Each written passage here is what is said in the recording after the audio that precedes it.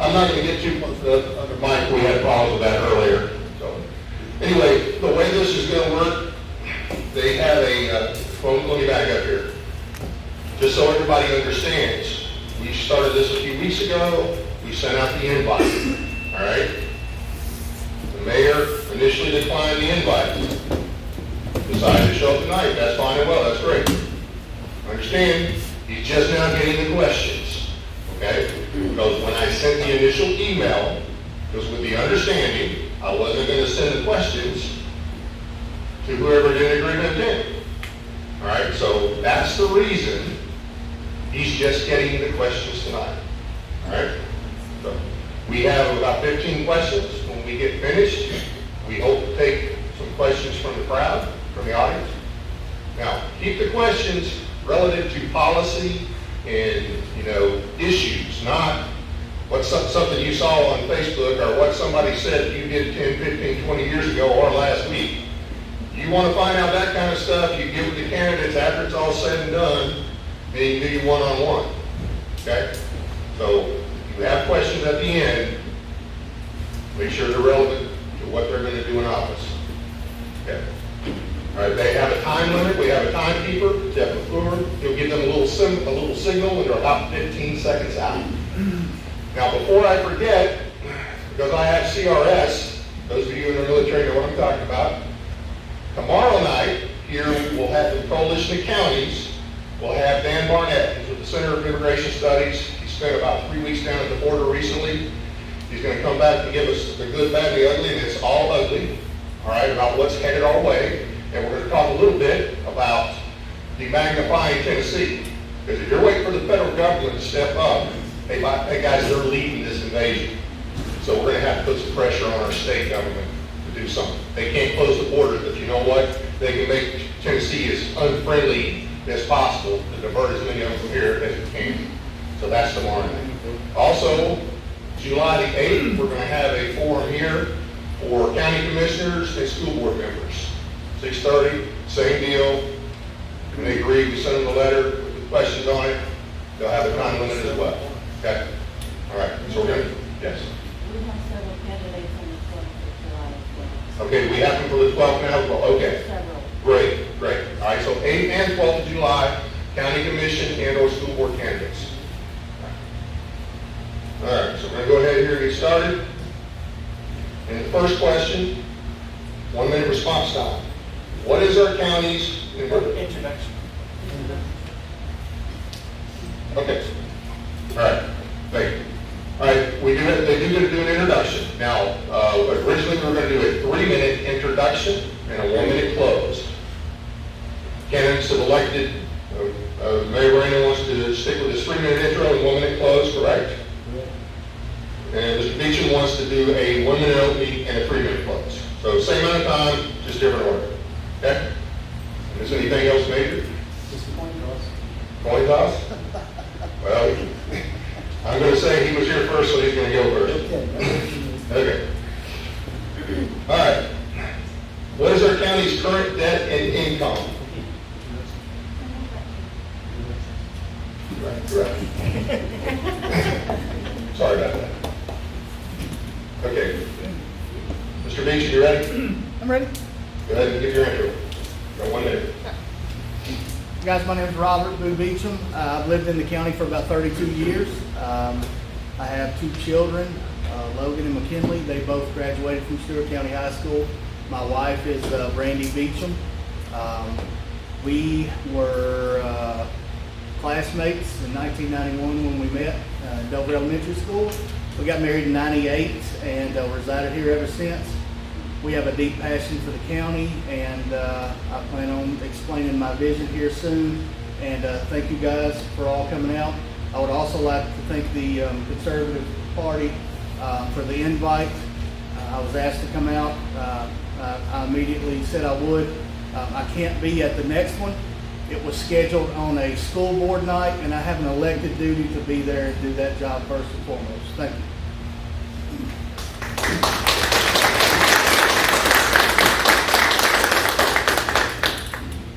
Okay, Mr. Brandon. Thank you, Dave. 5 years ago, I was retired from the TVA, and when I asked the county mayor, he told me he would not seek another term. I told him I was in the race. At that point, nearly a year before the election, I did everything I could to do to learn this job. I went to every full commission meeting, every committee meeting. We have 25 committees in Stewart County. Every board meeting, every council meeting, and even regional meetings. I needed to learn this job.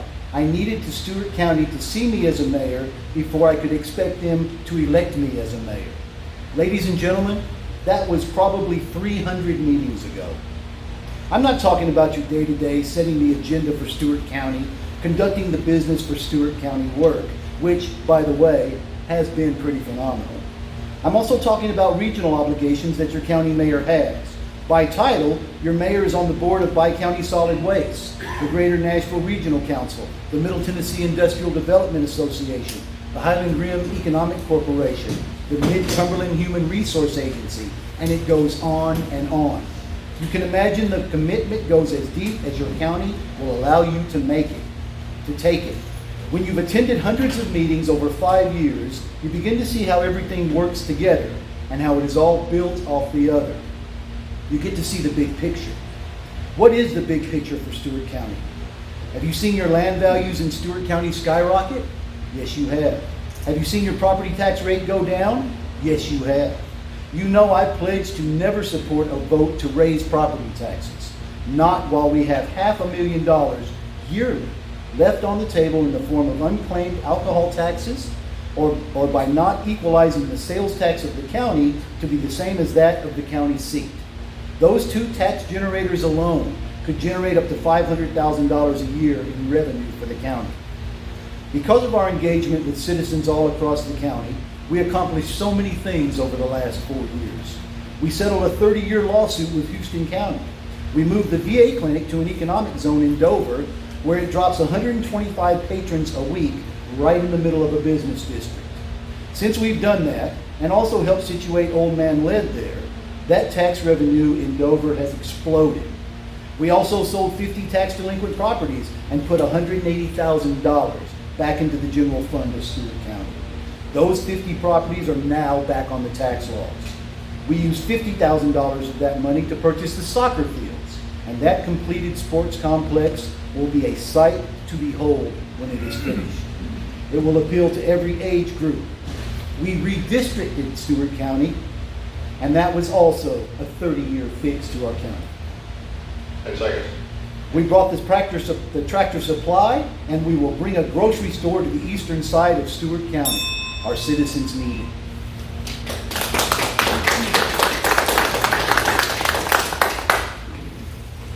All right. Now we'll move on to the first question. First question to Mr. Beecham.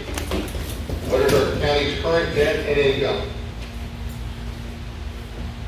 So I had to look this up because I wasn't for sure about it.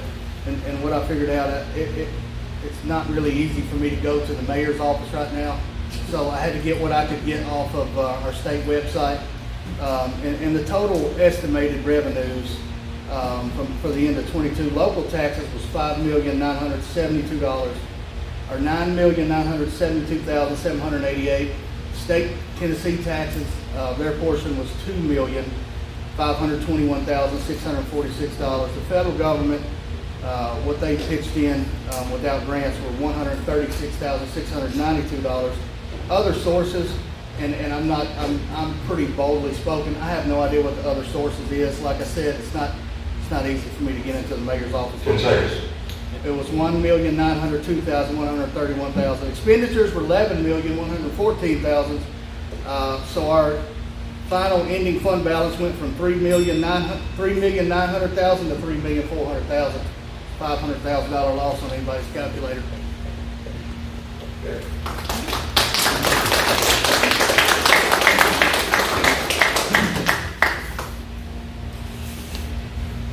I think the important thing to remember about our county's debt is the trajectory of the debt. 10, 15 years ago, we had $30 million in debt in Stewart County. 6 years from now, we'll be down to about $11 million in debt. So we're somewhere in the neighborhood of $20 to $22 million in debt, going down like a rocket. The debt in Stewart County is going down. That's why I've said many times, we can do whatever we want to do in Stewart County. We just have to have the right plan to do it. We're a solid county, fiduciarily speaking. We're one of the most solid counties in the state, and one of the most solid states in the nation. So that speaks very well for Stewart County. Thank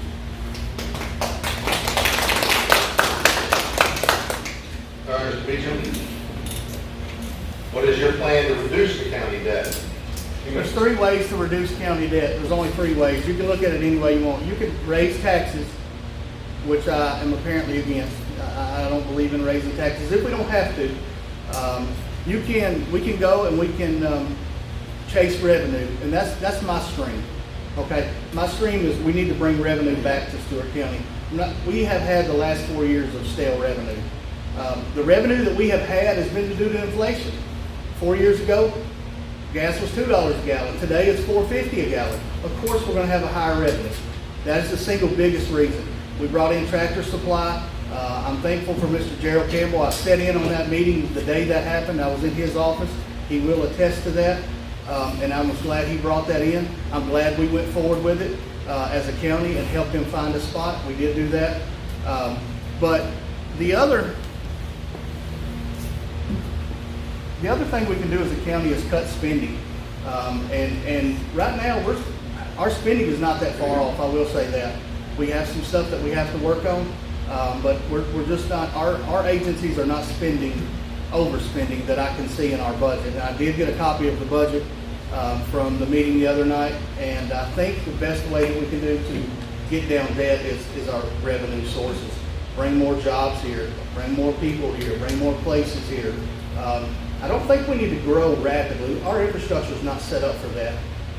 But if we can get our waterways cleaned out, if we can get our streets back in order, then we can start bringing people here from around to see what the beauty of our county is, and we can let them spend their money here, bring in the revenue, so that we can get our debt down.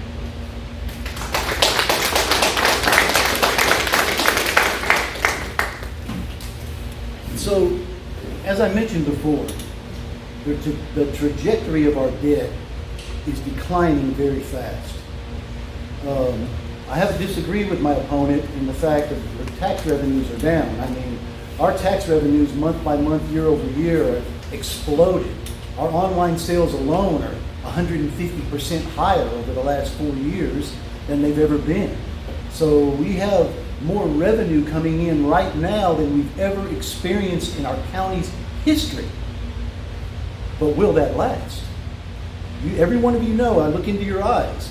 What's going on in the nation? We don't know. We don't know what's going on in the nation. Will people continue to have paychecks, jobs, and be able to buy money online? Buy items online? I don't know. But right now, our tax revenue has exploded in ways that we couldn't even have imagined 4 years ago. Thank you.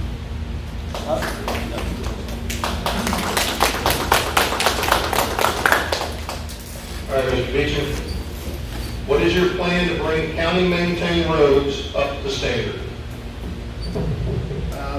I'm going to elaborate a little bit on this question, but 2 minutes. it's a very simple question. You get your road supervisor the most you can get him, and you trust him. You trust your elected officials. You do not get them in county meetings and try to tell them their job, because you do not know their job. They know their job. They are the ones that come to your doorstep and ask you for your vote. I am not going to your doorstep and ask you for Ronnie Sumner's vote. He has that job. I do not have that job. I'm asking you to vote for me. I'm not asking you to vote for Ronnie. So I will not tell Ronnie how to do his job, first and foremost.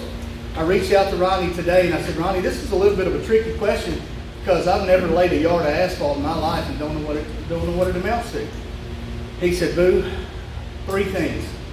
I will not let politics play a role in what I do. He said, I'm going by the worst road and I'm going to make it to the best road. The only thing I can ask out of you is to give me what you can give me, and I'll make do with the rest. You guys elect those officials, I have to trust them. That's the job of the county mayor, to trust, not to micromanage. That is not your job. I feel like my job is to trust Ronnie and know that his plan is to go from the worst road in the county to the best road in the county. I've got to cut dollars. I've got to bring in revenue to give him more money. I've got to seek grants. That's my job. Thank you.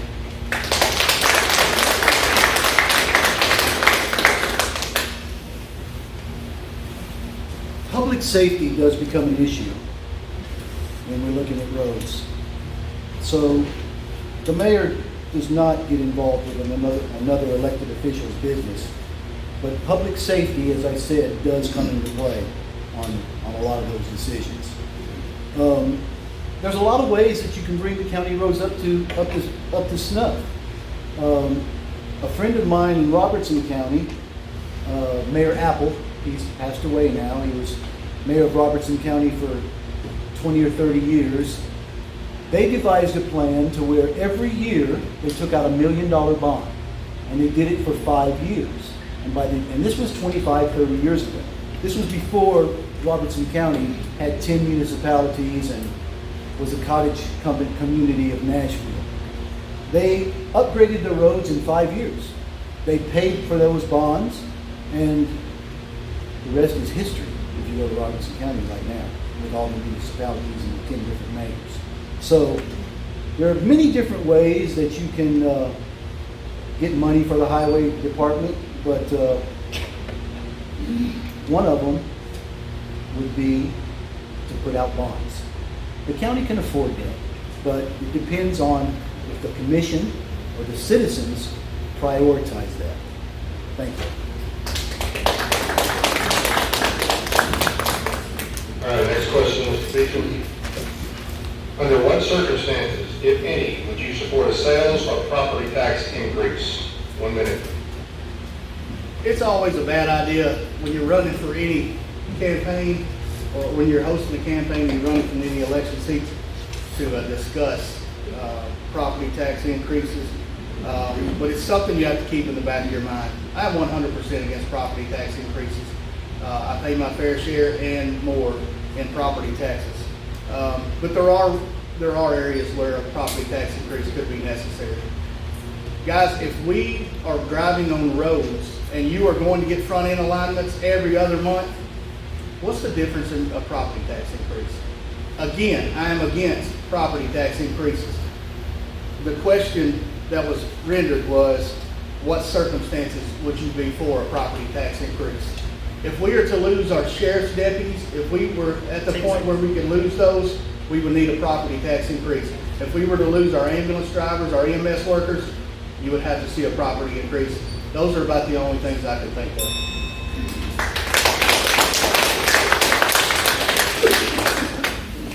I made very few campaign promises when I was running for office 4 years ago.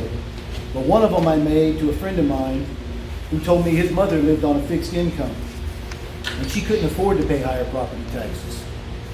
I told him I would never, ever vote to support a property tax increase in Stewart County, while there's $500,000 laying on the table that we're not collecting.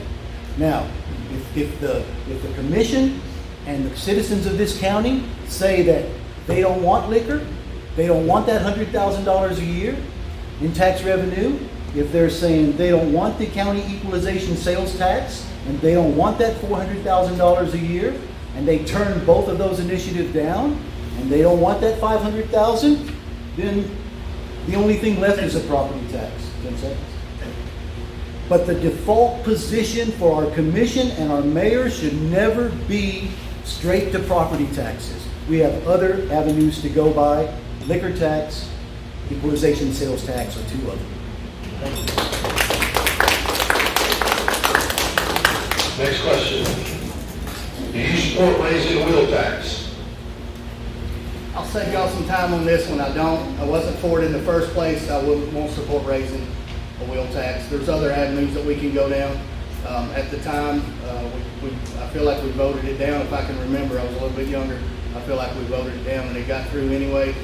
I can't see supporting wheel tax increase.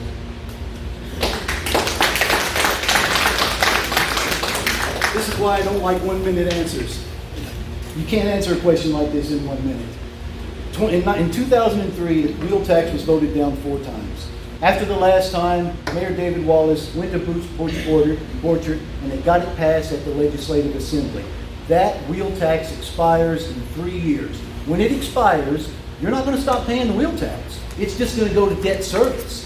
That money will go to debt service in 3 years, and what we should do while we're waiting to build North Stewart Elementary is apply that money to the highway. It's a wheel tax. We're not going to cut it out. We're going to keep it, and we're going to apply it to the highway. Once it matures, that wheel tax was taken out to pay for a conglomeration of school bonds, and those bonds are going to mature in 2 years. And once they do, that wheel tax money goes right back into the general debt service. So, you can't answer a question like this in 1 minute, but the wheel tax needs to stay. But it does not need to go up.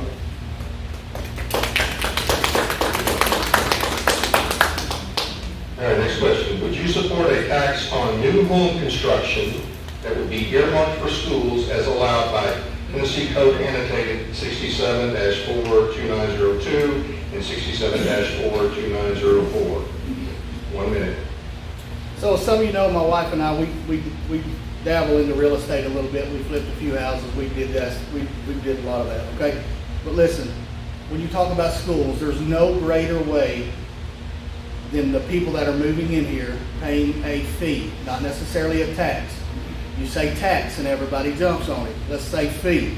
Spoke with a large home builder today. I said, what about Montgomery County? How do they do? And he told me, he said, they have an adequate facilities tax. That's $550. You pay that when you go get your permit to build your house. Guys, the new people that are coming into our county, we cannot stop, and we want them here. But we also want them to pay their part. Our schools, they're going to end up being overcrowded. Our roads are going to need repairs because of new houses. 10 seconds? Oh. So anyways, also, I agree with him for the first time in 2 years. 1 minute ain't enough.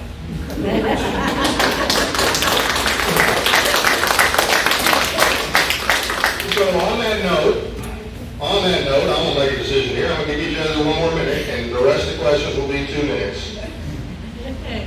All right? You want to go finish your minute up? Yeah. So, with that being said, these people that are coming in, there's nothing wrong with that fee. They are moving here for a reason. We have something they want. We have something they admire, and that is a great thing. Bring their houses, build them here, and they're not going to fuss about this fee. That fee is what we will build the next North Stewart Elementary School. Not the wheel tax inflation, not any of that. That fee alone will be a great start. There's also something called a road bond fee in Montgomery County. Now what that is that you go in, you pay $550 to Montgomery County. It's simply a deposit. If you don't mess the road up, if your concrete trucks and your trucks that are coming in and out every day, if you don't mess the road up, all you have to do is go back and get your $550. If you mess that road up, you forfeit that. There's nothing wrong with that, guys. That's what the federal government does to us every day.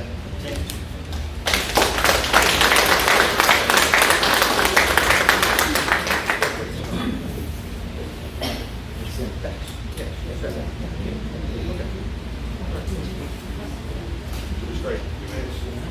Except I think I have one on here for 3 already. That's going to stay 3. Okay. All right. Your show. Number 7. Would you support a tax? We're not New home going, construction. not another minute on the number 6. Like that is what we said. We both agreed that 1 minute on number 6. I was on question number 7. I don't need to go back to number 6. So, would you support a tax on new home construction that would be earmarked for schools? Sounds a lot like planning and zoning. Does that sound like planning and zoning to you guys? I mean, it does to me. Stewart County doesn't like planning and zoning. I think the commission and most of the people that try to protect the property owners or want to protect the property owners may have this warm feeling in their heart for planning and zoning, but would you support a tax on new home construction that would be earmarked for schools as allowed by TCA? I would. I mean, just by definition of your question and taking it to the verbatim, word for word. I mean, on New Hope, they would be earmarked for the schools. Taxes rarely go as they were planned for, so I don't know. You got to be careful with this one. I really don't understand the question. Thank you. We're on number 8. According to state law, Tennessee Code Annotated 67-4, 1401, and 67-4, 1501, our county is allowed to collect a tax on vacation rental property. Would you support collecting this tax? You're going to have 2 minutes, but before you start, the reason I'm giving the TCAs is when we sent this to them, or would have sent it to them, that way they could look it up and be a little more knowledgeable about it. So that's why I'm reading it in the question, if anybody's wondering. Would you support collecting this tax? To the question, I absolutely support collecting this tax. I would like to have it monitored. That tax can't be a huge tax. That tax cannot defer from somebody coming here and staying the night in one of our Airbnbs down by the lake and fishing in a tournament. That can't happen. But you can have a tax that they pay that is not passed on to the homeowners here, and bring those guys here. It's sweeping across the state. This is a huge thing. It has hit our area just by listening in the county commission meeting the other night at Miss Heather's figures. It's hit our area, but I definitely would support that tax, and I think we can put it to good use.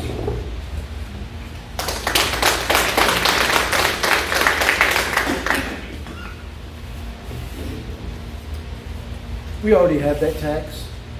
It's called a hotel motel line item tax. It includes VRBOs, it's Airbnbs. That money is automatically collected when the person who rents the property pays their organization. Their organization sends that money to the county court clerk's office.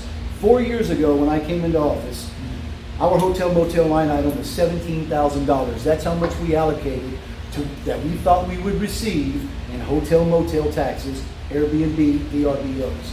We had 33 hotel rooms in Stewart County. Today, we have 33 hotel rooms in Stewart County, a few cabins. That hotel motel line item tax has grown from $17,000 4 years ago to $34,000 last year to $51,000 this year. Where's it coming from?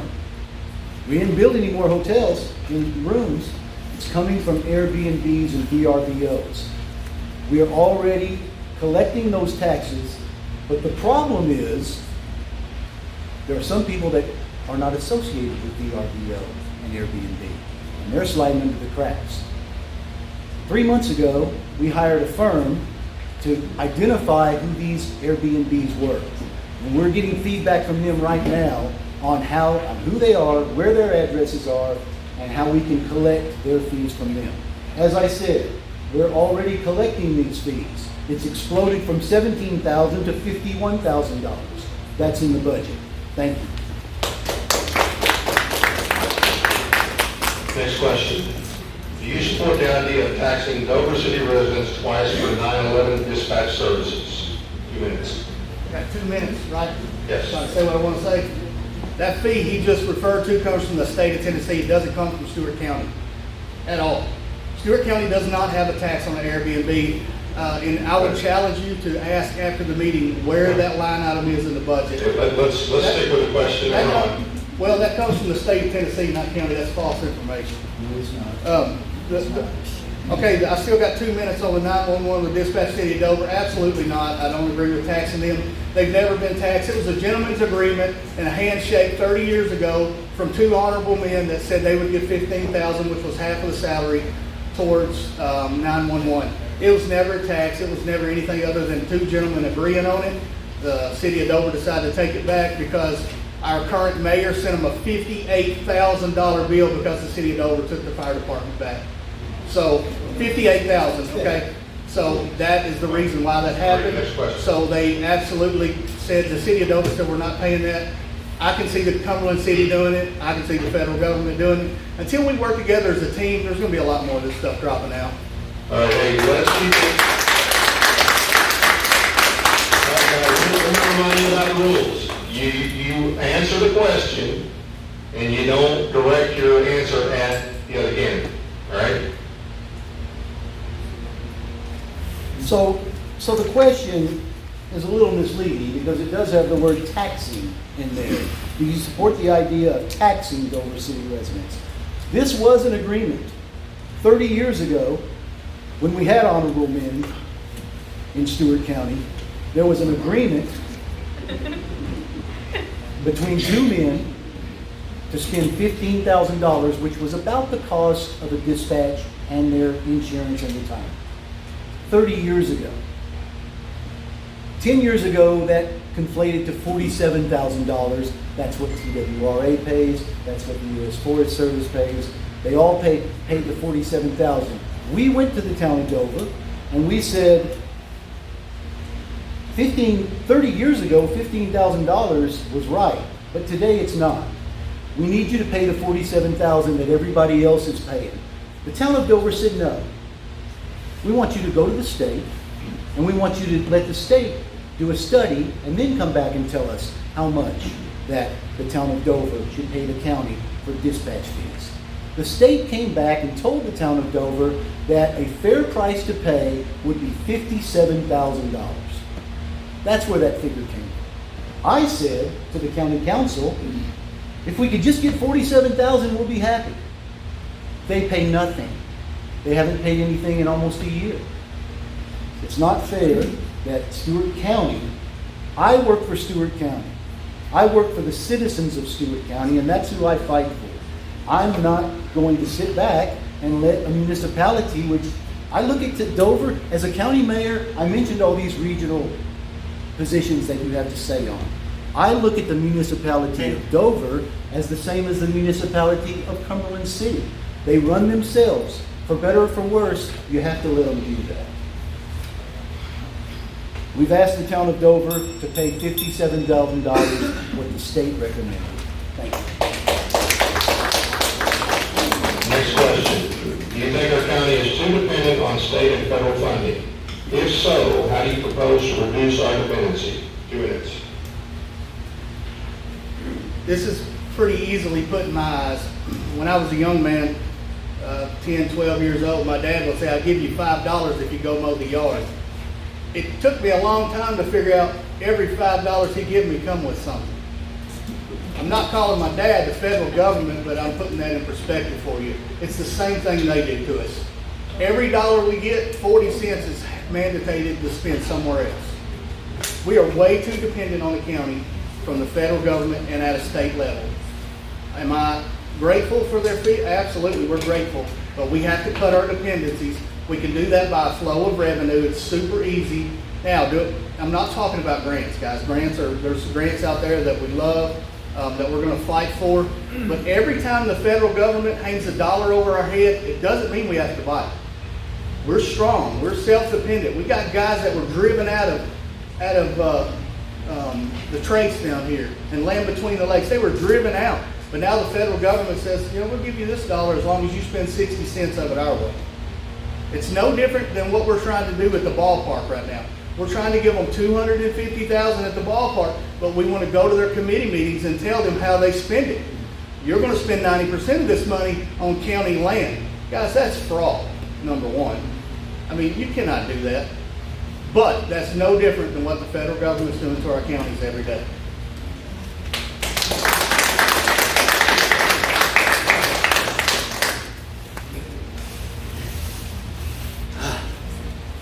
Does help to understand what you're talking about. Agreed. Do you think our county is too dependent on state and federal funding?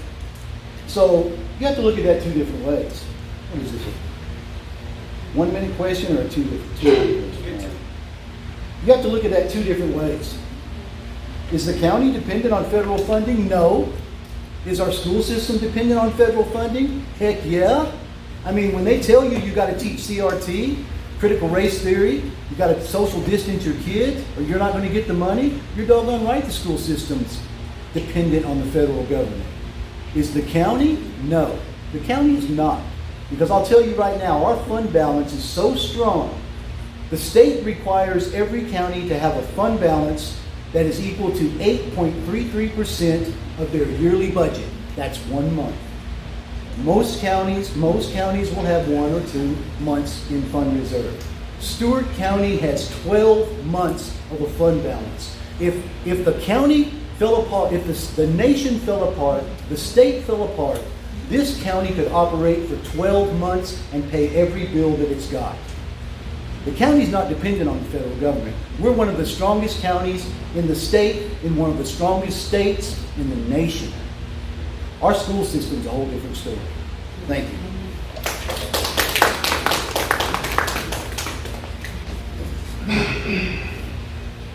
Next question. What is your plan for the future of Stewart County in 5 years? You got 3 minutes. I have a plan. More importantly, I have a vision right now, and I do have a plan, but my vision is this. I've worked hard my entire life to see a couple of things happen. One of those I've posted about, and that's to see my kids come back home to a place they want to come back home to and thrive. Guys, our county is eat up with $10 jobs right now. Our county's eat up with $12 jobs right now. Our county's not eat up with $25 jobs that people and families can go make a living on right now. Why is that? Because we have no one fighting for that position. The last 4 years, the jobs that have come in here, I don't know that there's over a $20 an hour job come in here. But let me tell you what I do know. I know that an honorable man in Brian Deal hires anywhere from 50 to 60 people. He's down to about 3/4 of that right now. He can't get them to work. That's what I know. Kids don't want to come back here. What are they coming home to? They don't have a job. They have creeks and lakeways that they can't get out of because we haven't fought for dredging. We can't get out in the lakes anymore. So what do they have? That's my vision. I want a place where my kids, where your kids, where your grandkids can come home and say they're proud to be here and they can make a living here. And we can do that. The infrastructure in this county is busting at the seams, and I mean busting. I sat at a water meeting at North Stuart Utility District the other night for an hour listening to them. There's people, we want water, we want water, we want water. We have no plan to get them water, and the county hasn't helped them out on that a bit. They haven't helped. I will say Dover Utility, West Utility, Cumberland City is operated off of Erin Water. I have no idea why. But, and then Indian Mounds Water, guys, they're hurting out there. But now listen, North Stewart is an independent company. I understand that. The county can't, what you don't understand is the county can't give funds to them unless it's earmarked towards that.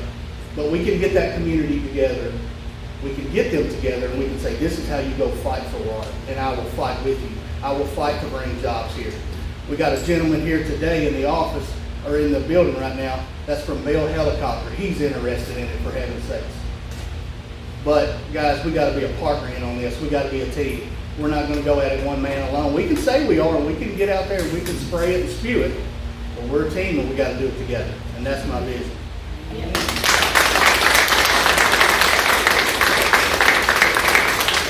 Well, I didn't hear a whole lot of a plan in there, but I heard a lot about bringing our kids home. That's good. I like to bring my kids home too. So what is your plan for the future of Stewart County in 5 years? Well, we have a spec building in Cumberland City.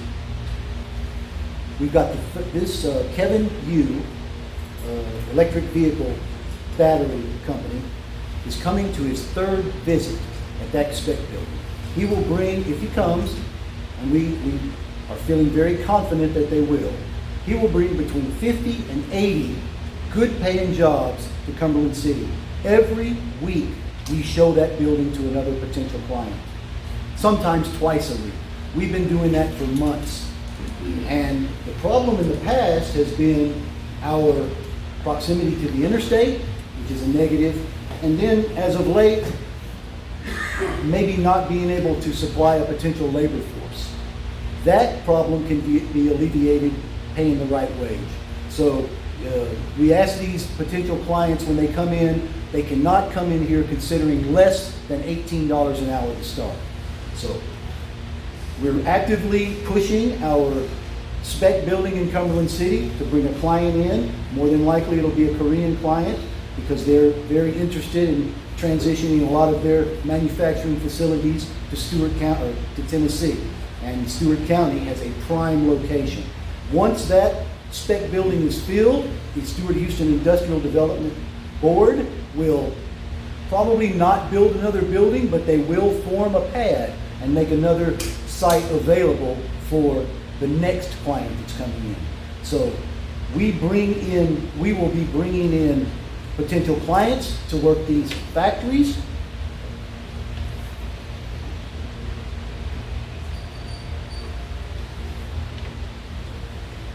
As far as infrastructure goes, for 5 years now, I've been talking to people about what's the most important thing to do in Stewart County. Is it sewer across the river, or is it public water at the lake? I've just about made up my mind after talking to hundreds and hundreds of people that sewer across the river might be too far too fast. Public water at the lake is what a lot of people are talking about, and that dovetails right into what we want to do in Stewart County as far as going after the tourism dollar. We have 1.7 million people that make that turn right down there at LBL every year. We need to get $1 from every one of them. So promoting the tourism industry and promoting the manufacturing industry in Cumberland City are two things that are priority one for Stewart County.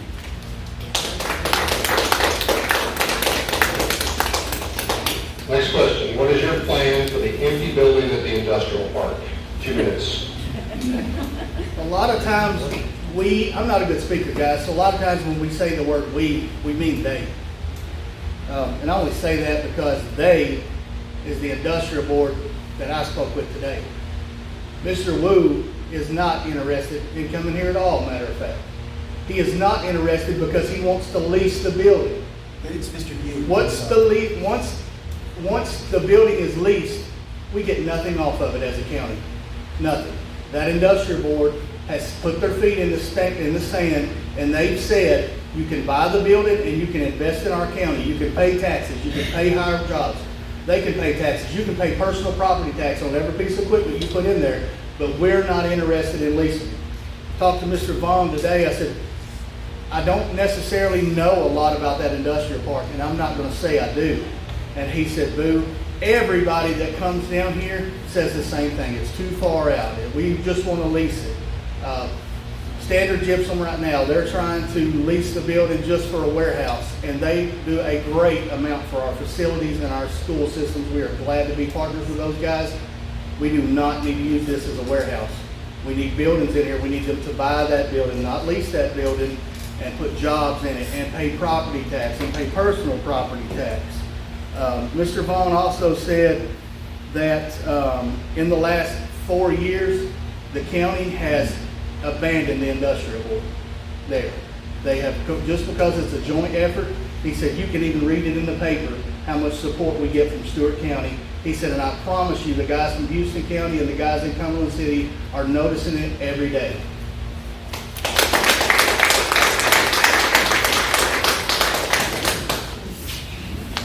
None of that is true. It's simply not true. The man's name is Mr. Yu, first of all, and I just opened an email yesterday rescheduling another site visit. So Read it. Mr. Yu is... All right, hey, just tell me what you're going to do with the industrial park. So, as I previously stated, we have continuing clients coming in to look at the building. Mr. Yu will be back for the third visit. He came by himself the first time. He brought his father the second time. His father liked it, and now he's coming back for a third time. That's what we do to promote Stuart, Cumberland City. And as far as Mayor Vaughn goes, Mr. Beecham, it's Mayor Vaughn. Please give the man his credit. It's Mayor Vaughn of Cumberland City. Next question. My time is gone? I'm going to talk. If you're going to talk about the industrial Don't park. interrupt me and say next question, please. When you start talking about something else, I'm going to say next That question. works both ways then. No, you're not running this. Okay. I'm sorry. What's time you got left? Okay. 50 seconds. as I stated, Mayor Vaughn and I have worked together for 4 years. We have placed members on the Industrial Development Board, and we have taken members off of the Industrial Development Board. Mayor Vaughn is the vice chair of the board. Cass Rye of Houston County is the chair of the board. I spend a lot of time on the phone talking to Cass Rye. As you know, Mr. Beecham, Mayor Vaughn has to spend a lot of his day helping his grandson. So he's kind of out of the loop. So I spend a lot of my time talking to Mr. Rye. So just because we're not talking to Mayor Vaughn doesn't mean that we're not getting anything done. Thank you, sir. Next question. Currently, the county helps fund the volunteer fire department. What do you propose to ensure the buildings and equipment are maintained in accordance with NFP standards and accountability to maintain for equipment? 2 minutes. First off, having a partnership with every fire department in the county is important. The Stewart County Volunteer Fire Service does an excellent job. We appreciate them. I know my wife and I would support them in every venture that they have. This has nothing to do with an election. They're a vital part of our county, and we appreciate them. So is the Dover Police Department. So is the Leatherwood. So is the Cumberland City. To a point made earlier, but it is to this question, I called a gentleman in Cumberland City, Mayor Vaughn, a couple of times. He said, "Son, don't call me Mayor, call me Whitey, because I worked with your granddaddy for 20 years. That's what he said. So I refuse to call a man that doesn't want his name being called that. With that being said, he said, "Listen, we're put on an island down here. We have no take-home cars. We have nothing. Our rates are dropping off like crazy, but they have all the equipment down there to do it. We have to hold everyone accountable." That's Dover. That's Cumberland City. That's Stewart County Volunteer Fire Services. Cheatham County has a plan in place right now that would absolutely make sense to this. I have not spoken with Mr. Luffman or any of those guys yet, as I will. We have a meeting scheduled. But Cheatham County has a program where they have a liaison that works through the county government with their volunteer fire services. And what they do is he goes in and he checks. Hey, is everything up to date, guys? Mayor just wants to know. Show me what it is. Show me what. All he does is put eyes on it and puts charts to it, and he takes it back to the mayor. That is accountability. That's accountability that we can work on. They do a good job right now, but we're having to give them more and more money because everything's going up. One call is astronomical for them right now. It doesn't mean as much to them as it does to you if your house is burning, but it means a lot to them. Okay? So that's one way of doing it, just putting a liaison in place. Those guys have board members. They do a good job.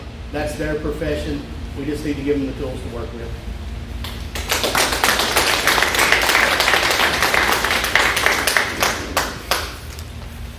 So, the Stewart County Fire and Rescue is a nonprofit.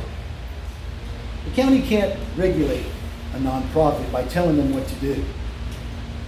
We give them, the county through the nonprofit's contribution gives the Stewart County Fire and Rescue $80,000 a year as a nonprofit. They take that money, they add it with their fundraising, and then they run their operations. The county has not, since I've been in office, or maybe Rick did it before, maybe they did spend their time making sure that they were maintained in accordance with NFP and accountability procedures.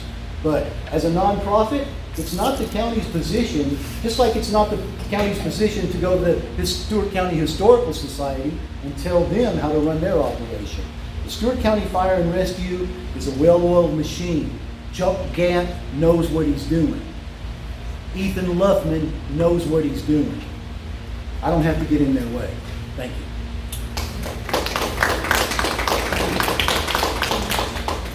Next question. Do you think nonprofits in our county should receive more or less funding? And what standards or controls would you like to implement to ensure county dollars are well spent? 2 minutes. So this question directly ties back into the fire department question, and that's accountability. Already in our county, we have a committee, a nonprofit committee. So to me, it would only make sense that we took our chair or our co-chair, whichever one would be willing to do that, and tie them back into overseeing nonprofit committees. There was a question at a county commission meeting that I attended this year about a gentleman said, and I don't remember which commissioner it was, and I don't remember who answered it, but he said, are you sure that they turned in the proper paperwork because they're a nonprofit and we're trying to give them $250,000 or whatever it was? And absolutely, we're sure of it. That was on Monday night. On Thursday night when I went to the board meeting at the ball field, they have not turned in one piece of paper, period. That come from all residing officers, 5 of them at the ballpark said we have not turned in one piece of paper, period. That is totally unacceptable. Totally unacceptable. We're not talking about a $5,000 grant here. We're talking about $250,000.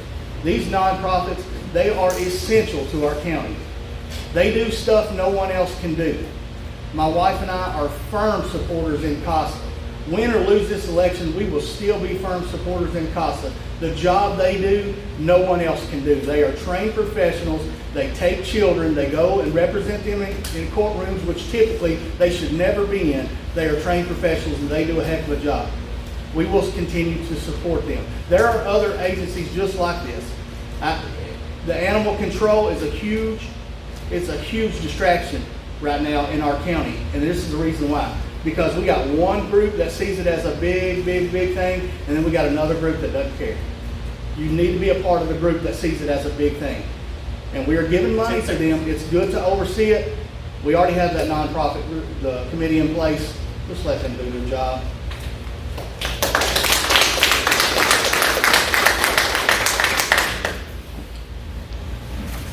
Do you think nonprofits in our county should receive more or less funding? And what standards or controls would you like to implement to ensure county dollars are well spent? Well, we have a thing in the county called a commission. And that commission has a thing called a subcommittee called the nominating committee, the nonprofit committee. And they make the determination how much is given to each nonprofit. Do I think the county nonprofit should receive more money? I can tell you something. As mayor, it doesn't matter what I think. Those 14 commissioners make the choices.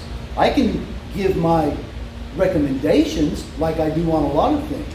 But when it comes down to it, that commission makes the choices. So, do you think nonprofits should receive more or less money? That's on them. And you know who else it's on? The nonprofit. If the nonprofit is not able to operate and function as they think they need to, they will come to the county and ask for more money. Or they may come to the county and completely take themselves off the list. We've had both of that in the last 4 years. What I think doesn't matter. What the commission thinks matters, and what the proposal is from the nonprofit is what matters. Thank you. All right, last question.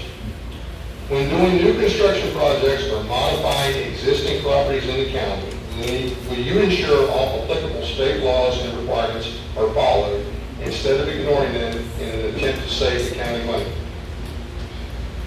Ultimately, the county mayor's job, I see, is to protect the county's investments and to protect your tax dollars, ultimately. And I will strive to do that. However, I will not break any state laws. I will not, state law or making our county, all it does is make your county look inadequate when you do that, and you have to shut a project down for 2 and 3 weeks. I would never break state law to do that. I do believe in protecting your investment. I will protect your investment just like I protect mine, and I would be glad to do that. If we follow a close budget, though, we should never be in a position to cut corners or break any state law.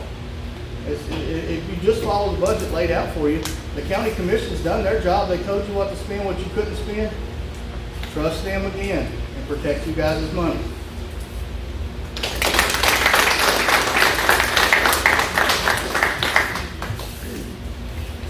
You know how many audit findings we've had at the county level in the last 4 years? 0. 0 audit findings. Will we break the law in Stewart County? No. We're not going to break the law. And let me tell you how I know that for sure. Because since I've been in office for the last 4 years, we've probably had 2 or 3 dozen frivolous complaints filed on Stewart County at the comptroller's office, through the grand jury, at the fire marshals, every one of them comes back negative. Every one of these filed complaints, formal filed complaints, have come back negative to Stewart County. So are we going to break the law? No, we're not going to break the law.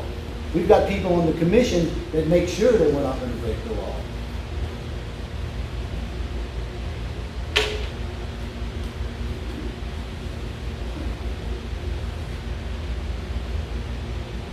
Thank you. Okay. All right, that's all of our questions. Now, we've got quite a bit of time here. And what we're going to do is each candidate can take some questions from the audience. You guys both good with that? Closing after final, or Yeah. closing after final? Yeah, Okay. after the question. I'm good with whatever. Anybody have a question for Mr. Beecham? I'm good? Yeah. Okay. This is actually for Look, both. before we start, reminder, policy related, Yep. not what I saw on Facebook, policy related. So this is for both candidates.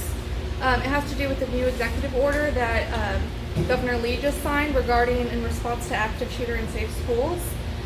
Part of that is the order is that the community is supposed to work together to include local law enforcement, EMS, parents, and schools. We are struggling to communicate in all departments across the board. Stewart County is the most armed county per capita in the United States. The threat is there. How are we going to follow through on this order to make sure our kids are safe?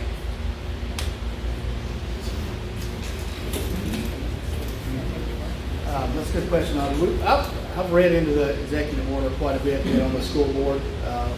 There's some really good parts to this order that's going to help our schools' safe initiatives and plans. As a school system, we have given money to the sheriff's office for a few SROs. We work well with the Stewart County Sheriff's Office, I feel like, and there's more training to be done. What you can't get in school system safety is complacency, because complacency creates chaos. We need to continue training. We need to make sure these guys continue to get the funding. There's money coming through this executive order to do just that, but we have to maintain that they are getting the training that they need and continue getting the training. I feel confident that Sheriff Gray does a good job as sheriff, and I feel confident that he will continue to do that, and I know that he looks out for the safety of our students, and I know those SROs want to return home safe, as I did for 8 years over there. And I feel like training is the main thing. Not only training in that offices, but training in our school systems. You know, the statistics that children that could have been saved in a school shooting are astronomical, just by having that teacher educated on and trained in that field. So the number one answer to that question, without trying to be short, is training.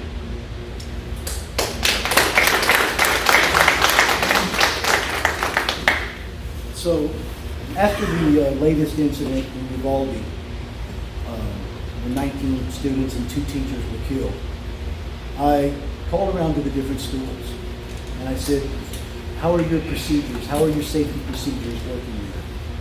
Everyone pretty much, Dover Elementary, the North Stewart, the middle school, they all said we feel secure. But when I called the high school, they said, and maybe not just one single point of entry. There may be other points of entry at the high school around back that you may not be paying attention to. That's what I heard from the teachers. So I sent a letter to the director of schools, and I said, we need to pay attention to single point of entry at the high school. We need to make sure our rules are being followed. We have SROs in place. We want to make sure the rules are followed. The doors are locked. We buzz people in. They don't just walk in. So I'll talk about something a little bit later, but you mentioned something about Stewart County having more guns per capita than any other county in the nation, and that's true. I've always liked to follow that up by saying that it's no coincidence that we're also one of the friendliest counties in the nation. So, talking to the director one-on-one, making sure that if we have any questions, That's one thing that we just did in the last week. Am I allowed to expand real fast? Excuse me? Can I expand real fast on that, what he said? Okay, Okay, we're going to try to keep all this to about 2 minutes. Okay. Not an additional. Real quick. So that's the issues here is across the board. The data shows that we are relying on the school district to respond to school shootings when their expertise is education. The disconnect is between the departments not working together. So do you have a plan to get those departments to work together, EMS, law enforcement, and the schools? So we do have an EMA, which is an emergency management administrator. And if there is a disaster situation, an active shooter situation, that EMA will report to the scene, and he will coordinate between all the different agencies. So there is a plan in place. You have to get the right people in place. Clint Mathis is our EMA. He will coordinate between the fire department, the sheriff, and the ambulance services as incident commander. Now, he may not be the first on the scene. Whoever's the first on the scene will be that incident commander. But when the EMA gets on the scene, there's automatic coordination between all the departments. Is that good? Yeah. That, do I need to answer I the mean, second part? that was my thing is we need the disconnect of communication. Do you have a follow-up? Do I need, I mean, that's a all. separate The question. same thing I said to Mayor Yeah, Brandon. I can definitely tell you how we can do that now. We can bring agencies together, such as the sheriff's department and the school systems, the police departments and all this. We can do that very easy. And that's to getting back to what we do in Stewart County. We stay off Facebook bashing each other. We don't talk to our commissioners like they're crap. We don't get on there and say the director of schools is inept to do his job. We don't go after these other people. That's how you do it. And then you sit down in a meeting with them as one, and that's how you work together. Okay, thank you. Appreciate it.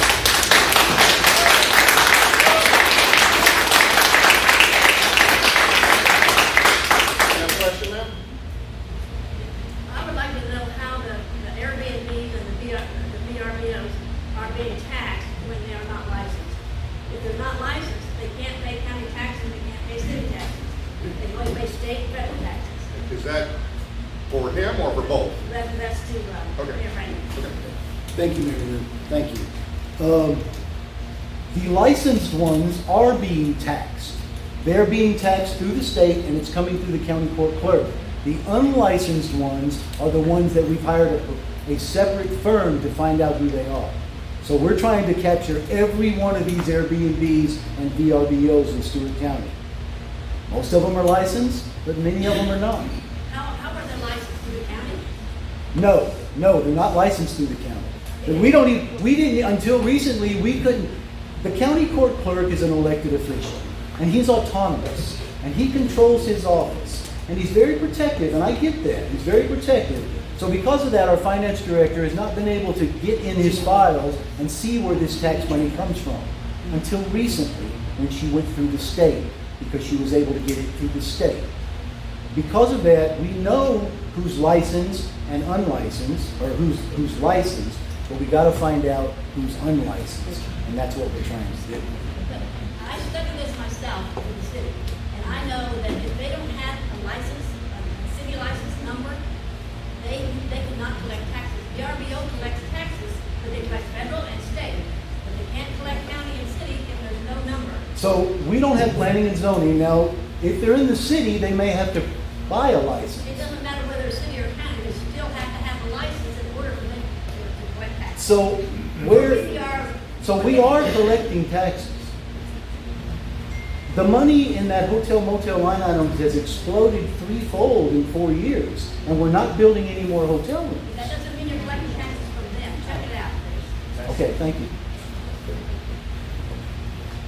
Yes, sir. I'd like to know how we could beef up security at the high school. I'll tell you why I'm bringing it up. 3 of us were at the high school here, speaking about Vietnam. The policeman at the door looked like it'd be great to beat anybody up if somebody unarmed came. He did not know how to clear an M16. For starters, that's the last time I saw him was when he met us at the door. And when I went out to my car to get something, I came back, those front doors are supposed to be locked. One of them I was able to open. That needs to be addressed, what can be done to change that situation the way it is. And that school has a false sense of security. That That's a great question, and I can tell you that school system, that school building, sorry, that new system, the school building when it was built, by today's standards, was built backwards.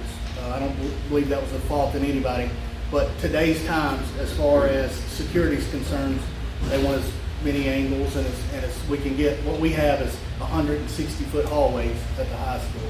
That's one thing that we can't do anything about, but what we can do is educate our teachers. Make sure those doors are locked. Make sure, and go to the director. You know, we need to address that situation. Let him be aware of what's going on. Because if he's aware of it, when they have, you know, this summer that they're working and planning and training, they should be able to address that situation. This door was unlocked. That door was unlocked. You know, as far as the training for the SRO, that comes straight through the sheriff's department. They just got back from a mandatory training, SRO training, that was approximately a week long, maybe 4 days, maybe 5, in which they learned new tactics and new things. But it goes back to my original thing, training, and teaching. Our teachers have to know as well as our SROs. SROs are just a piece of the puzzle. So we have to educate our educators at a different level on knowing what a threat is, knowing how to process that threat, all of these steps to go by. And I think it's an education and a training scenario. I would like to say the school system could give more money for SROs. There's an SRO in each building currently, and they have a SRO sergeant currently, and he is there in case the SRO has to step out, because they do for court duties and to meet with DCS and things like that. They have to step out occasionally, and that SRO can step in the school. There's never a time in our school system right now where it should not be without one SRO, and I would revert back to we need to continue training. Thank you. Is that just for Mr. Beecham? Was the question just for Mr. Beecham? He handled it well, thank you. Okay. Let me go ahead and add something to that, Dave. I'll tell you one thing I would do, if I could, and as county mayor, there's only so much you can do. Rick Joyner told me when I first came into office, you got an executive secretary, 2 maintenance guys, and 2 custodian people, and that's who you're in charge of. And that's it. Okay, all right, that sounds right. One thing I would do is I'd take them signs down on the schools that says gun-free zones. We don't need those, but I would take those signs down on the schools that say gun-free zones, because that's a place where criminals will go. And I'm not opposed to letting teachers be armed. Qualified, trained teachers be armed to assist the SROs. Take down the signs, let these criminals know that if they come in to harm our children, there's going to be somebody waiting on them. Thank you. One more thing. Okay. What do you do about this policeman that didn't know how to clear an M16 and the door that was unlocked? That's something that has to be... Was this, you said this was local? Pardon me? You said this was local? Stewart County High School. Yeah, there has to be training. There has to be a training situation.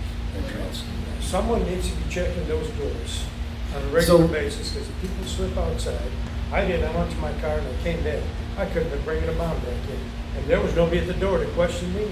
And I was able to get in one of those doors that are all 4 supposed to be unlocked. So this is one reason the lady has left, but this is one reason why I wanted to email the director. Just to put a bug in his ear, just to remind him that there may be some issues going on that we need to look at. So, single point of entry, if it's more than a single point of entry, we're leaving ourselves wide open. We need to check those doors on a regular basis. So do you know the name of the people that might need the training? The person you said couldn't clear the gun? Do you know who that was? Does the sheriff know? Have you spoken to the sheriff about that? I did not. So we need to do that, and we need to follow up on that and make sure that that training is given. How do I gain the ear of Sheriff Gray? What's that? How do I gain the ear of Sheriff Gray? Other than go on I'll talk to you Sheriff's after the office? meeting. I'll talk to you after the meeting, Okay. and we'll talk to Sheriff Gray. What's your name, sir? Eric Miller. Eric Miller? Yep. Thank you. I have 2 comments and then 1 question. I've lived west of Highway 232, west of here for 26 years. Water, the availability of county water has always been an issue. We have very very poor firefighting capability. The only water they're gonna have is what they bring to a fire. And it's an impediment, has been and still is, to development out there. I personally know of people who would have bought land to build on, but when they find out how much it's gonna cost them to put down a well, they're not really all that easy. That's number one. So, I mean, of course, I have a dog in this fight, and I'd sure like to see some water, number one. Number two, do you know, or do you have any idea who is coming to our county from these illegals in the future? Because some states right now are charging huge impact fees if you're going to move into their territory and build something. $500 is peanuts. And I know this personally because we were considering it. But illegals coming into the county are not going to pay any impact fees. Some of them are going to be children. We're going to require them to go to school. They're going to require all kinds of services. And they're not adding to our tax revenue, very likely not, especially initially. Do you know what's coming in the future? Speaking of 5 years from now, are we going to be, the Army likes to call it a forced issue. Are we going to have a forced issue of illegals in this county? I'd like for you to address that if you have any knowledge about it. Thank you, Mr. George. I do not have any knowledge of that. I can't sit up here and say that. What I do believe that is going to be an issue. I feel like we have to, that's why we have to get out and vote, and we have to look towards our governor to make sure that he is anti that for sure. We are not a daycare here, and we cannot take illegal immigrants that are not going to pay us, especially in a rural place like we are. You know it's happening though, don't you? I do. Yes, sir. But we also have to work and be partners with folks like our governors, folks like our state senators and our congressmen. We have to be partners with those and stay proactive in that. As far as the water out here in the West Utility District, I have talked to Seth Rye. I have not talked to him extensively about that. He is very confident that we can work together as a county and get something done out there, but that is not a promise. That is just confidence in a really good engineer as far as that's concerned.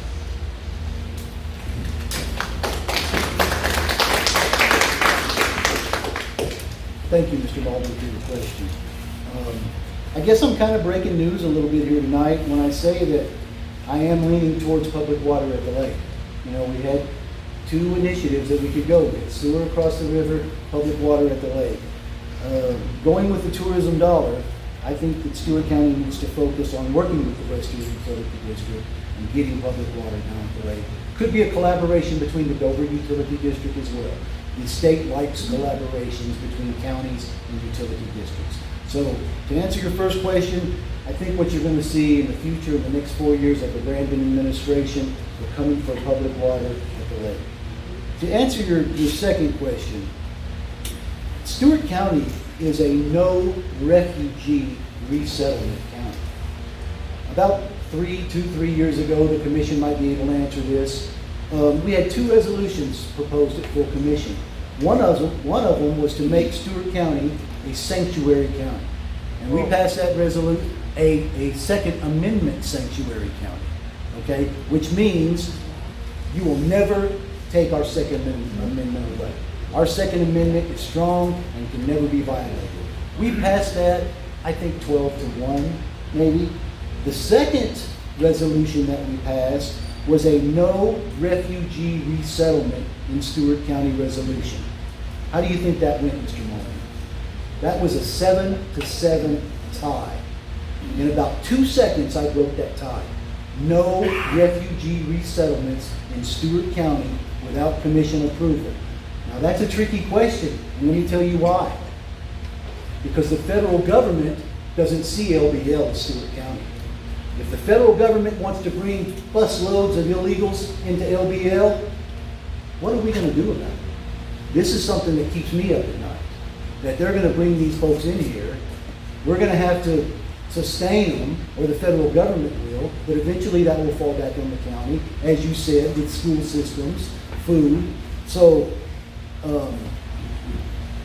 I think with our resolution, that's gonna help us in the county, but at LBL, we need to watch that very closely, because that's a global biosphere, and you know what that means. That's even more out of our control than it was just with the national government.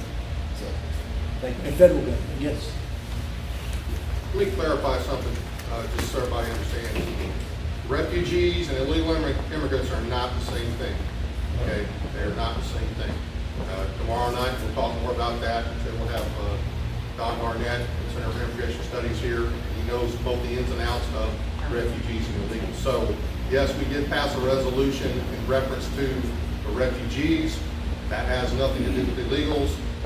But the Biden administration isn't ignoring it all anyway, okay? So they are coming. And that's why it's important to force our state to stand up. Because I can tell you, Governor Lee is not willingly standing up, and neither are most of our legislators. And we'll talk about that more tomorrow night as well. Any other questions? Yes, ma'am. Maybe Mr. Beecham can address this. Do we have to take, as you were saying earlier, any time you get something from the state, the money, the funds and all, you're gonna have to give something. It's gonna cost something. So, do we have to take the money in order to teach the racism, in order to teach the gender identity, in order to teach all about all this other stuff? Because actually it's going against the Christian morals when you're teaching your children at home and you're living the life in front of them, but they go to school and then they're turning around and indoctrinating. They're turning around brainwashing them into this other stuff. And it's wrong. It's just totally wrong. Parents have no say when they're taking the money. Now, it may be for the governor, because Governor of Florida, he has changed things a lot. And I'm not beyond right to governor, because I wrote him on numerous papers, and I knew him. But I'm just saying, actually, that's one reason I told you, Mr. Beecham, at the beginning of the school year, at the beginning, when I saw the paper about the money, about all this, it goes against my Christian morals, I was going to have to retire. They found out I was going to retire, so someone else overheard it, and then I was treated like I don't know what. It's terrible to say that, that's true. But God had my back. I mean, because I'm Christian, and I'm going to stand up for my Christian rights. I don't care whether it's county, school system, state, government, wherever I have to go.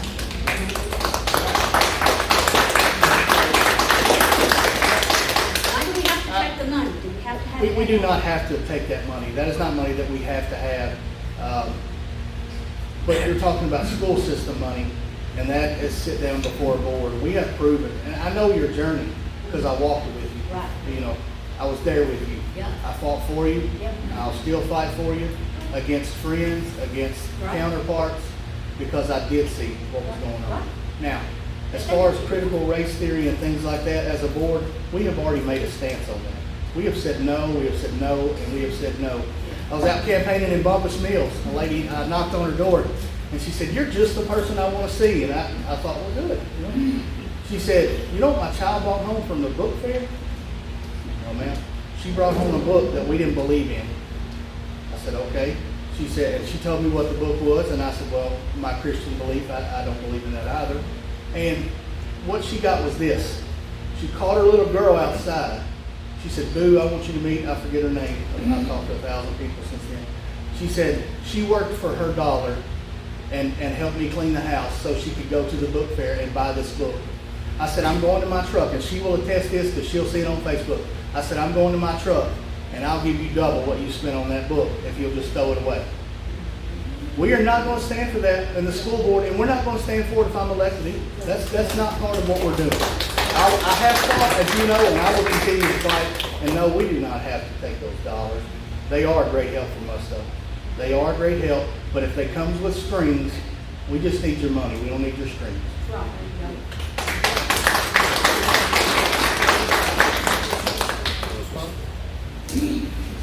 Are you satisfied? Yeah, I'm pretty well satisfied. Okay. But I just don't understand why they're why there's a board or so many people that want to spend money for such things when you're indoctrinating your children. Well, that's exactly right. You know, it's no longer, it's not an education, it's an indoctrination. It is. That's why it's important to have school board members that recognize that. And if they say, cut the money, cut the money. Because here's what's going to happen. If they don't, and that CRT is allowed to run like sewer in our schools and indoctrinate our kids, then what's going to happen? They're going to lose the federal money because all of those parents are going to start pulling their kids out of school. And they're going to start homeschooling. They're going to start sending them to pods. They're already talking about that. And that federal money, the school system doesn't have any control over that. If they take that count on the fall of the year and it's down 500 people or 50 people, that's 50 times $6,000. That's a lot of money. Okay? So school board members have to stand strong. If it's CRT, they got to get it out of there.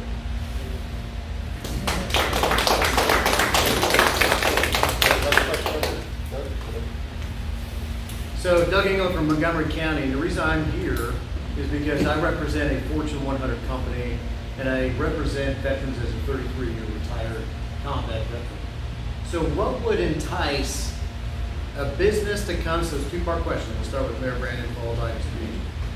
Two-part question. What would entice a company that I represent to come to, from like aerospace, to come to Stewart County?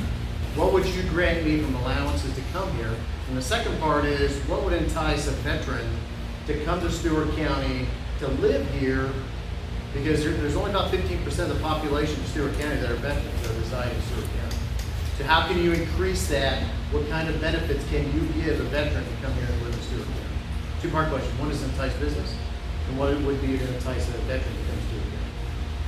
So 15%, it's like 2,250 people, right? We've got about 2,300 veterans in this county. Yeah, right? 15. So, realistically speaking, Doug, I mean, you want to bring an aerospace technology business to Stewart County, is that what you're saying? An aerospace technology business to Stewart County. That's what your example is. That's the example. And how many people are you talking about? Just so we're clear. How many people are you looking for? 200 to 300. 200 to 300. And what will you pay?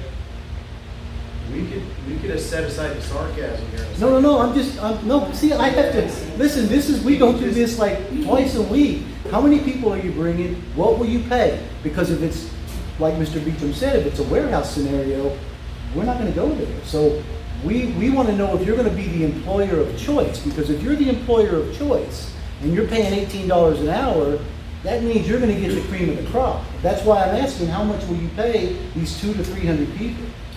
And wouldn't it be more realistic to say that would come to money? You don't want to answer the question. I'll take it to Montgomery County, and I'll take the 300 jobs there. So, are you working with the state? Are you working with MTIDA right now? yes, working with them, working with EDCs, and working with both our state and our national elected officials to see which county is the most peaceful, that we can get along with it. Everybody can. So, realistically speaking, we've tried to bring manufacturing plants that want to bring 80 to 100 people to Cumberland City. And one of the major obstacles is labor force. So now you're saying you want to bring 200 to 300 people, but you haven't given us how much money they're going to pay. If you pay them good money, that's my point. If you're going to pay somebody in an aerospace technology position $20 to $25 an hour, you might get 200 to 300 people. But if you're going to try to lowball them, you're not going to get 200 to 300. So market analysis is my responsibility. So I need to kind of know what allowances you can allow a company of that size to commit Stewart. So absolutely, we can provide ad valorem taxes up to 20 years. We can forgive personal and property taxes up to 20 years. We were going to do that with Tractor Supply. The Tractor Supply came to me and they said, Robin, they said, I got some good news and some bad news. Said, we don't need that tax incremental financing instrument from the banks. We're not going to go after it. That 20-year instrument where the development team would get the personal property for 20 years to help offset some of their losses. They said the good news is your property taxes are low. And the bad news is because of that, we can't make any money off that, so we're not coming. So You probably wouldn't get much money off a TIF instrument, but you could get 15 to 20 years of forgiveness and ad valorem taxes. Veteran? What's that? Veteran? Question? How are you gonna entice veterans to come and resign? Well, you just gotta pay them. You gotta pay them, Doug. You gotta pay them the money. If they have the experience and they're local and you're paying them a good wage, they'll come. You're wanting them to drive from Montgomery County. Pay them a good wage, they'll come to you.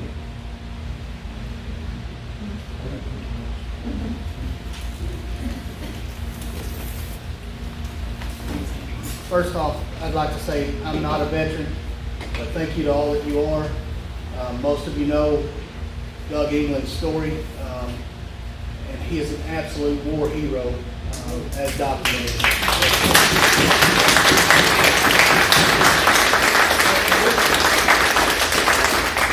The short answer with your vets question is super easy.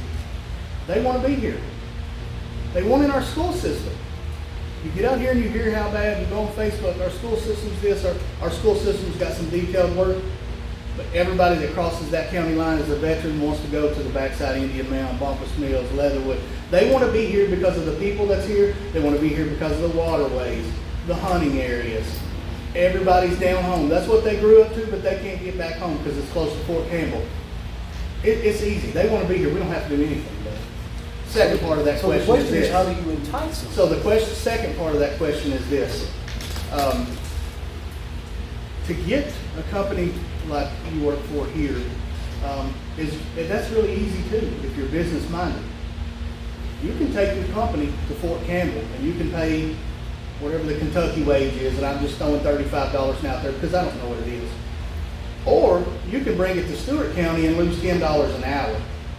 And our citizens are glad to work for $25 an hour because that's a good wage to raise a family on. Yeah. So it's a win-win for you and us. You're losing $10 an hour.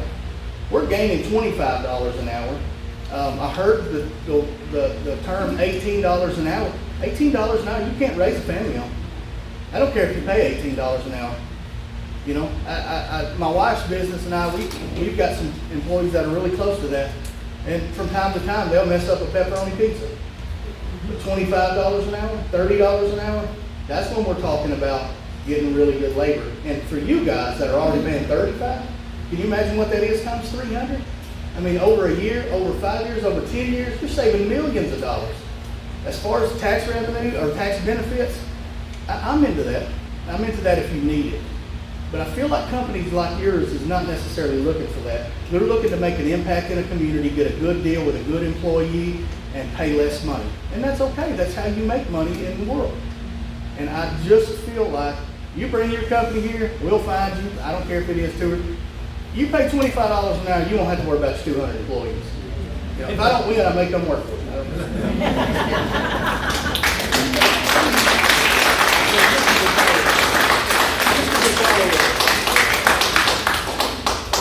This is a follow-up, Mr. Mayor.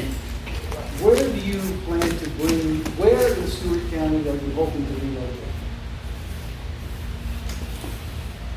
The market analysis shows based on the supply chain. And the best avenue is coming out of Clarksville.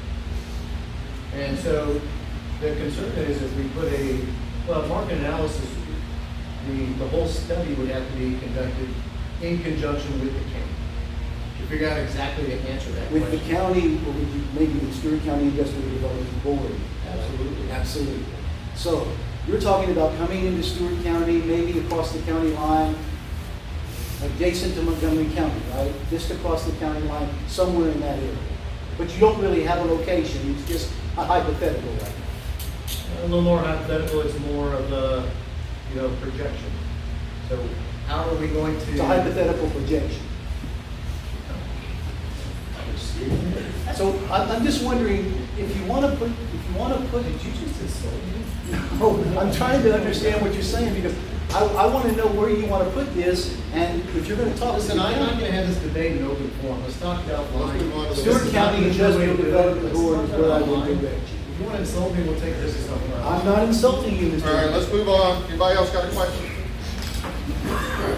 More questions? Okay, all right. Appreciate everybody coming. Appreciate everybody participating. You guys, I'll give you, oh, that's right, you got your closing statement. You've got your closing statement, 3 minutes.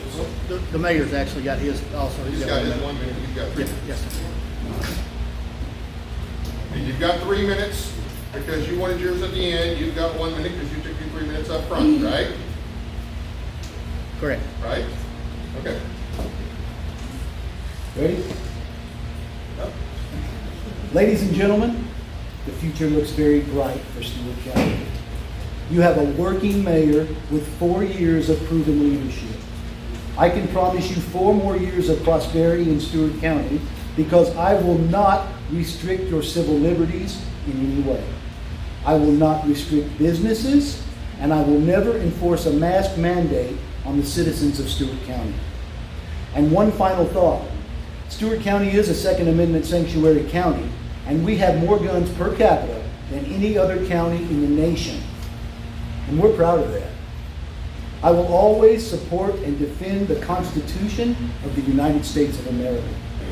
I did that as an Armed Forces service member, and I will continue to do that as your Stewart County mayor for the next 4 years. Keep Mayor Brandon. Keep Stewart County strong. May God bless you all, and may God bless Stewart County.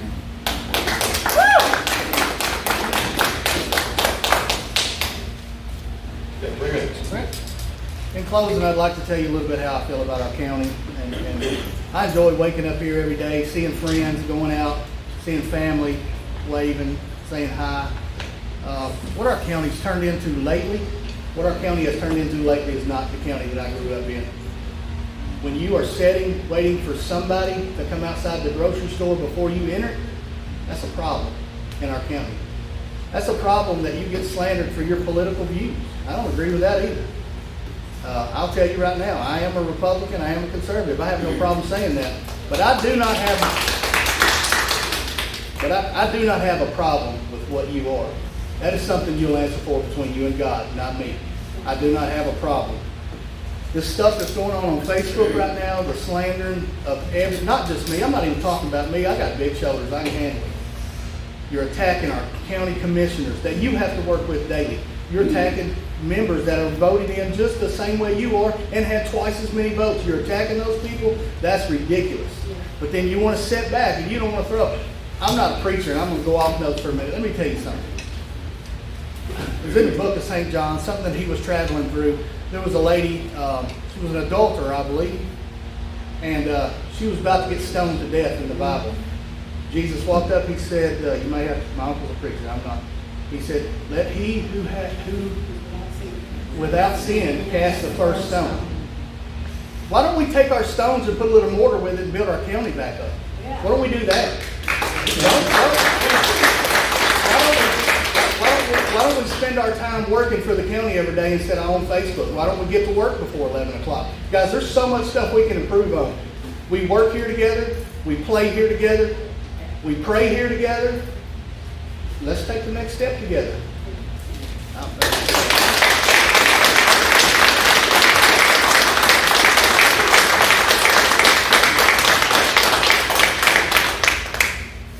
All right, that concludes our forum for tonight. Once again, appreciate everybody coming. If you're interested in finding out about the illegals in our way and what we may be able to do about it at the state level, be here tomorrow night at 6:30.